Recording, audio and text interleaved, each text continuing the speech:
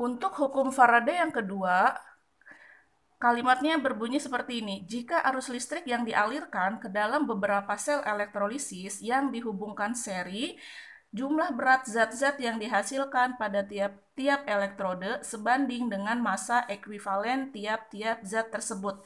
Ingat, massa ekuivalen itu adalah E, ya, di mana rumus E-nya adalah AR dibagi Bilox kalau untuk logam.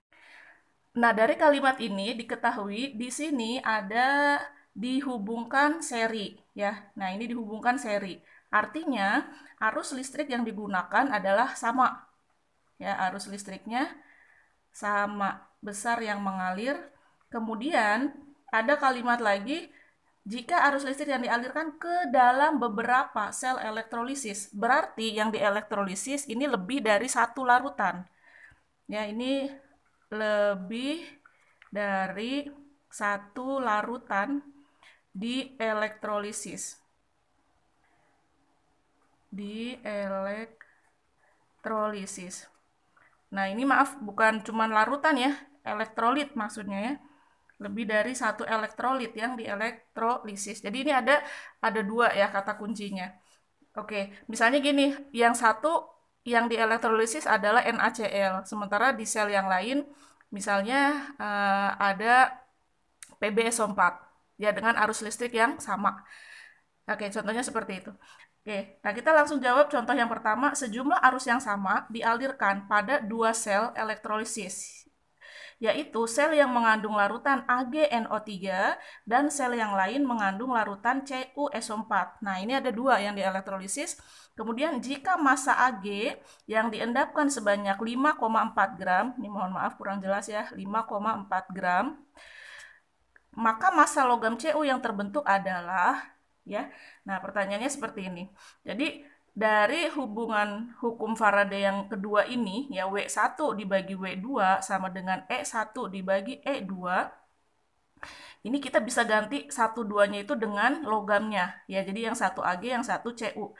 Nah, yang dibikin satu supaya nanti gampang menghitungnya, kita bikin untuk Cu saja. Ya, jadi kita pakai rumus WCU dibagi WAG sama dengan E punya Cu dibagi E punya Ag.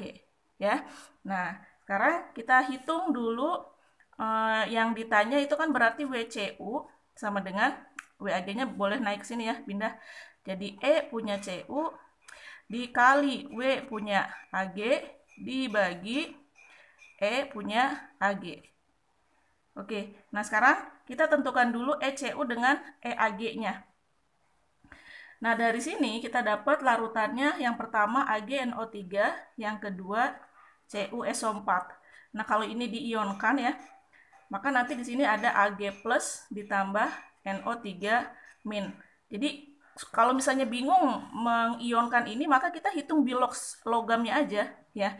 Dengan cara yang sama gitu ya, seperti ngitung Bilox yang lain, bahwa NO3 itu min 1, Ag-nya berarti plus 1.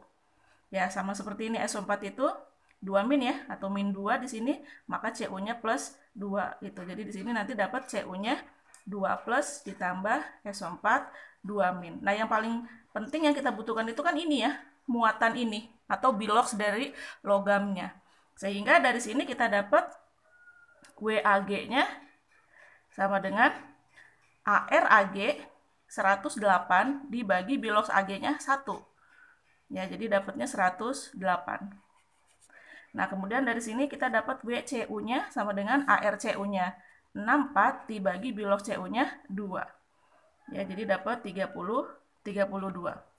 Oke, ini ditandain ya, satunya dari mana, duanya dari mana. Nah, ini duanya dari sini, ini juga satunya dari sini. Ya, 108 ini adalah AR-nya. Oke, sehingga dari sini kita bisa memasukkan ECU-nya adalah 32. Kemudian WAG yang dihasilkan ini ya. Nah, ini adalah WAG-nya nih. Massa logam Ag-nya 5,4 dibagi E punya Ag-nya adalah 108. Ya, jadi ini dibagi ke sini ya. 20.